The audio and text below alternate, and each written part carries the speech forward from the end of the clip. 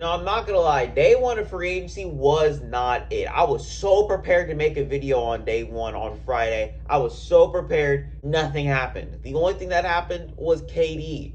He decided he wanted to request a trade from the Brooklyn Nets, and you guys are gonna get a video on that very, very soon. I have a very nice video, prepared for that situation.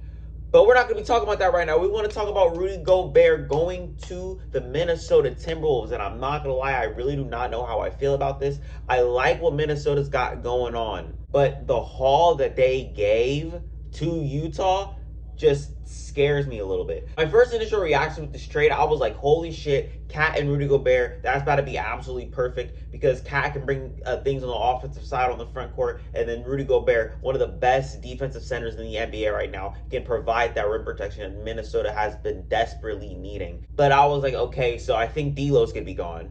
I think they'll probably, throw in Jaden McDaniels. Malik Beasley's probably going to be part of the trade. And, here's what they traded.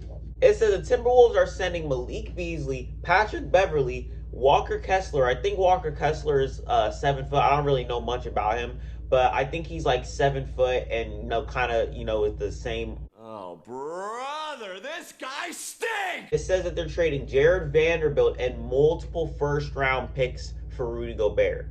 And it turns out that there were 4, and 3 of those 4 are unprotected. Walker Kessler is who they drafted this season. It says that the 2023 first round pick, 2025 and 2027 are all unprotected. And then you got a 2029 pick, which is like 7 years down the line, damn near a decade.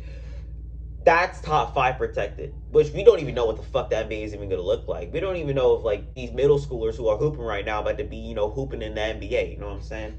The Timberwolves, they're kind of playing with fire right now, bro. They're playing with fire, giving up all that damn pick equity. And the guy who's behind the scenes starting up these fires is none other than their president of basketball operations, Tim Connelly. The man who used to run the Denver Nuggets is now running the Minnesota Timberwolves, man. And it's kind of funny because in 2013, when he first became the Denver Nuggets GM, the man traded the 27th pick, which became Rudy Gobert, and now it's his first weeks as the president of Minnesota Timberwolves basketball, and the man trades for him. His first trade, man. What goes around comes around. We're looking at the guy who turned the Denver Nuggets into what they are right now.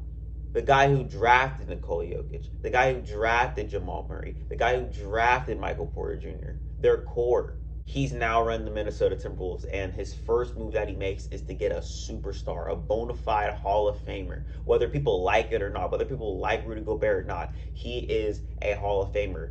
3 Defensive Player of the Year, multiple All-Star games. But do I like this trade? Sleeping on it, now realizing I don't really know how I feel about this trade, so I'm going into this video kind of undecided. But my initial reactions, my first thing, I was like, holy shit, we're about to get Cat and we're about to get Rudy Gobert. And then I was like, wait, hold up, pump the brakes. This man D'Lo is not in the damn trade. So now I'm thinking D'Lo, Anthony Edwards, Jaden McDaniels, Cat, and Rudy Gobert. That sounds like a very, very good starting 5 on paper, right? For your offense, yes. But for your defense, I do not know about that because you're kind of in the same situation if you're Rudy Gobert, you know what I'm saying? You start off in Utah, you don't have any perimeter defenders, and I was kind of on board with Rudy Gobert staying in Utah with Donovan Mitchell and then them just, fixing all the holes that is so, obvious on their damn team is their perimeter defense. But you don't got that on that team. You know what I'm saying? You don't got that on the Utah Jazz, and now you're getting traded to a team that doesn't have any defense as well because all they did was trade their whole entire defense. They traded Patrick Beverley. They traded Jared Vanderbilt, who was a very, very underrated piece on their team. They traded their whole entire draft capital. All the guys that complimented your stars are now gone for Rudy Gobert. And now Rudy's in the same exact situation.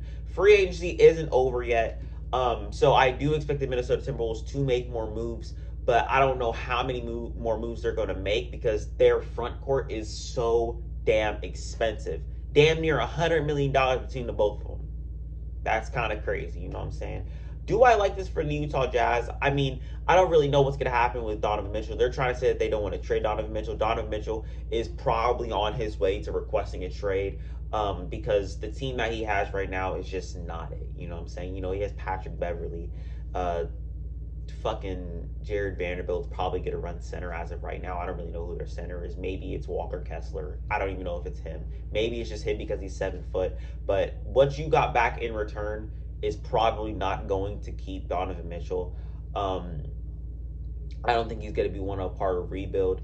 I think he's gonna want to compete for a championship because that's kind of all he knows. You know what I'm saying? Coming out of Louisville, comes to this Utah team as a rookie and leads them to the playoffs. Hasn't missed the playoffs yet.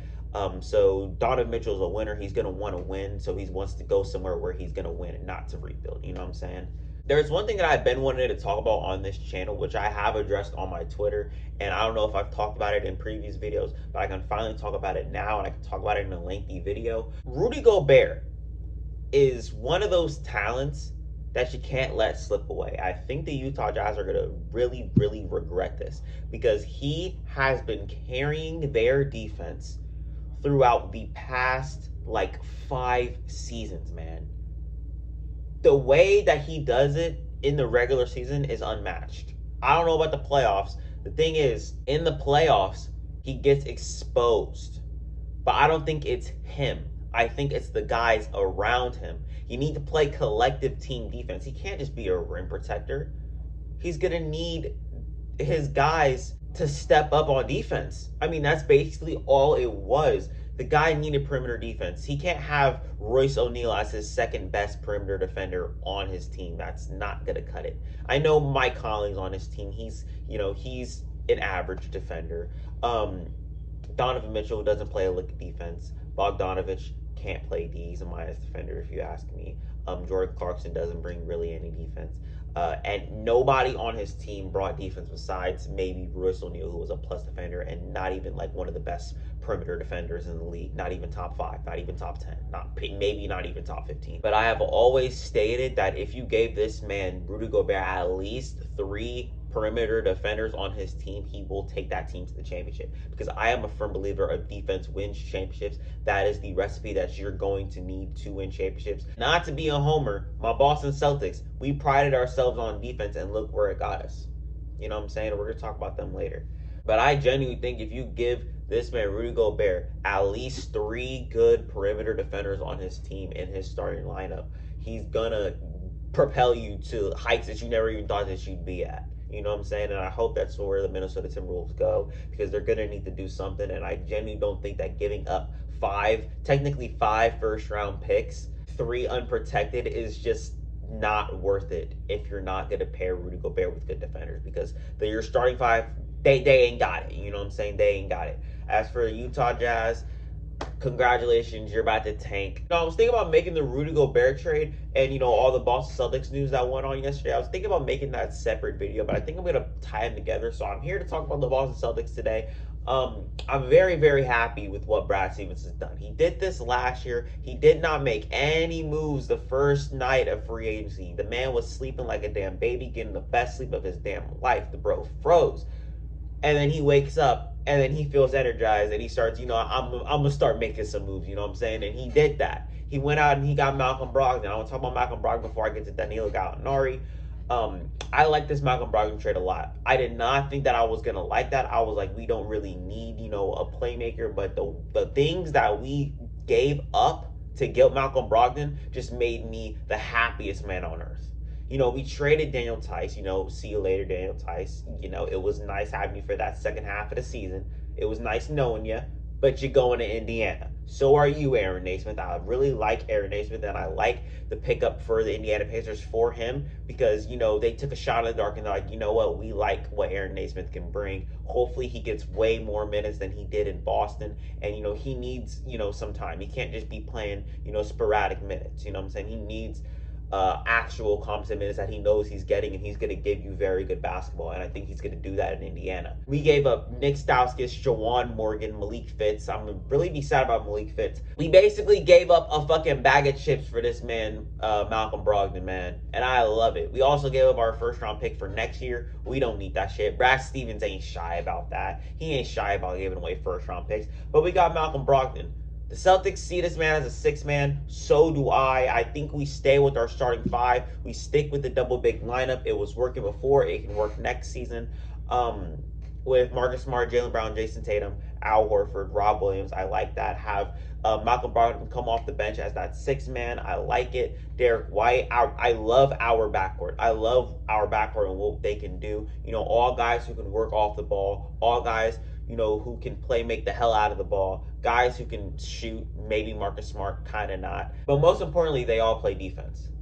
And that's what I love. If you cannot play defense, you are not eligible to be part of the Boston Celtics. Besides one guy, and that man is Danilo Gallinari, a 6'10 wing, a guy that I have been waiting for to be put on this damn team.